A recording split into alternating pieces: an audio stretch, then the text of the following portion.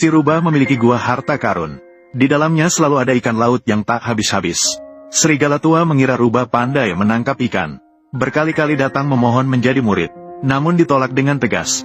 Namun yang tidak diketahuinya adalah, ikan besar itu sebenarnya bukan ditangkap oleh rubah sendiri, melainkan dicuri dari truk pengangkut ikan yang lewat.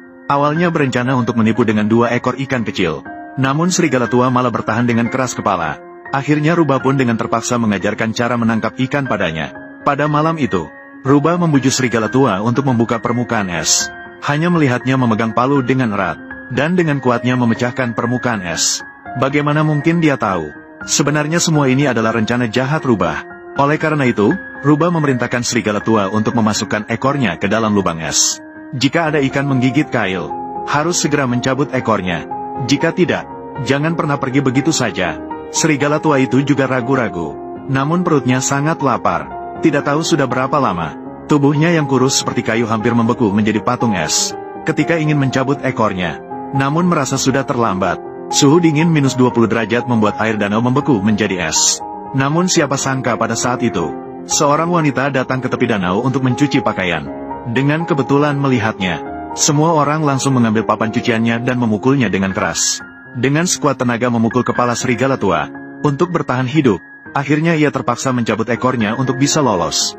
Melihat rubah di sisi lain, begitu teringat akan kecelakaan serigala tua, tidak bisa menahan kegembiraan. Tiba-tiba serigala tua menangkapnya, meminta rubah untuk mengganti ekor serigala. Tapi si rubah malah menyalahkan si serigala, mengeluh tentang bau busuk ekormu. Kalau mau menyalahkan, salahkan bau busuk ekormu sendiri. Bahkan ikan pun tak mau menciumnya. Tapi karena kita adalah teman yang baik, rubah memutuskan untuk membawa serigala ke tempat yang penuh dengan daging asap. Si tua ini benar-benar percaya. Saat malam gelap tiba, rubah diam-diam membawa serigala untuk menyusup ke desa. Saat malam semakin gelap, keduanya menyelinap ke gudang makanan. Mereka makan dengan rakus, daging segar dan anggur. Merasa senang seperti dewa. Untuk menyelamatkan diri, si rubah tua tidak terlalu rakus. Dia menggunakan kesempatan ini untuk meninggalkan gudang makanan. Tapi si serigala tua malah dengan santai mengunyah tulang. Saat kesempatan ini, rubah sengaja berteriak keras.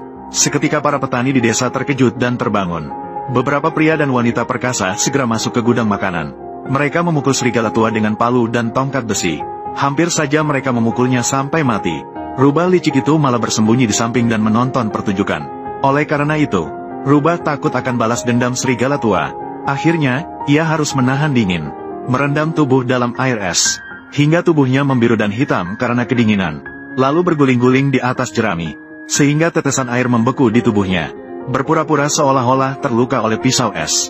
Saat serigala tua datang, tiba-tiba melihat rubah. Melihat keadaan ini, sepertinya lebih menderita daripada rubah itu.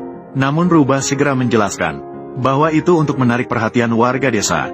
Rubah hampir mati di bawah tongkat dan palu. Mendengar itu, si tua serigala memutuskan untuk membawa si rubah pergi dari tempat itu. Merasa bersyukur memiliki teman yang rela mengorbankan nyawanya untuk menyelamatkannya. Sungguh berharga.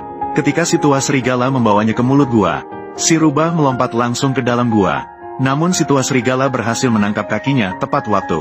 Si rubah segera menjelaskan bahwa itu bukan kakinya, melainkan akar pohon. Si tua serigala yang kurang cerdik kembali tertipu. Sementara itu, di dalam gua, si rubah menyimpan banyak ikan. Sejak itu, dia tidak pernah meninggalkan gua lagi. Sementara si tua serigala di luar menderita kelaparan dan kedinginan.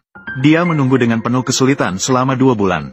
Akhirnya, dengan tidak ada pilihan lain, dia hanya bisa pulang dengan tangan hampa. Sejak saat itu, si tua serigala akhirnya menyadari bahwa bergantung pada diri sendiri jauh lebih baik daripada bergantung pada orang lain.